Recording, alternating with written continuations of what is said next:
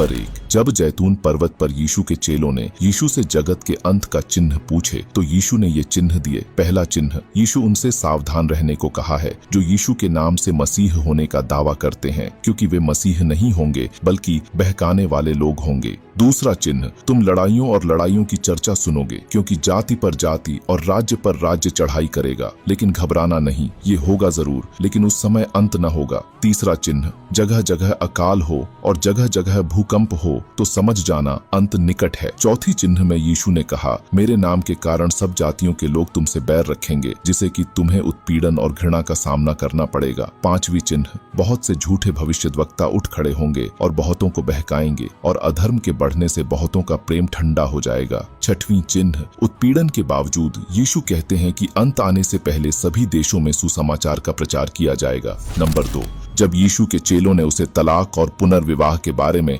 गंभीरता से पूछा तो यीशु अपनी आंखों में दया दिखाते हुए उत्तर दिया, जो कोई अपनी पत्नी को तलाक देकर दूसरी स्त्री से विवाह करता है वह उसके विरुद्ध व्यभिचार करता है, और यदि पत्नी अपने पति को छोड़कर दूसरे से विवाह करे तो वह भी व्यभिचार करती है। नंबर 3, एक दिन यीशु का मुलाकात एक ऐसे आदमी से होता है जो दुष्टात्मा से ग्रस्त था, अंधा और गूंगा था। उस आदमी को चंगा करना किसी के लिए बहुत कठिन था, इसीलिए जब यीशु ने उसको चंगा किया तो हर किसी को खुश होना चाहिए, लेकिन हर कोई खुश नहीं हुए। जब फरीसियों और धार्मिक नेताओं ने यीशु के कार्य को सुने तो वे उसके कार्य पर चकित होने के बजाय वे यीशु पर एक गंभीर आरोप लगाते हैं। वे आरोप लगाते हुए कहे कि यह मनुष्य दुष्टात्माओं के सरदार शैतान की सहायता से दुष्टात्माओं को निकालता है। जब उन्होंने यीशु पर यह आरोप लगाया तब यीशु उनको जवाब देते हुए कहा, जिस किसी राज्य में दरार होती है वह उजड़ जाता है, और जिस नगर में दरार होती है वह भी उजड़ जाता है, और यदि शैतान ही शैतान को निकाले तो वह अपना ही विरोधी हो जाएगा, फिर उसका राज्य कभी बना न रहेगा। नंबर 4, क्या संसार के सृष्टि से पहले यीशु का अस्तित्व था? इसका जवाब हमें यूहन्ना अध्याय 1 वचन 1 से 3 में मिलता है। लिखा हुआ है कि आदि में वचन था और वचन परमेश्वर के साथ था और वचन परमेश्वर था, और सभी चीजें उसके माध्यम से बनाया गया और उसके बिना कुछ भी नहीं बनाया गया। ये वचन ट्रिनिटी के हिस्से के रूप में यीशु के पूर्व अस्तित्व और उनके दिव्यता पर जोर देता है।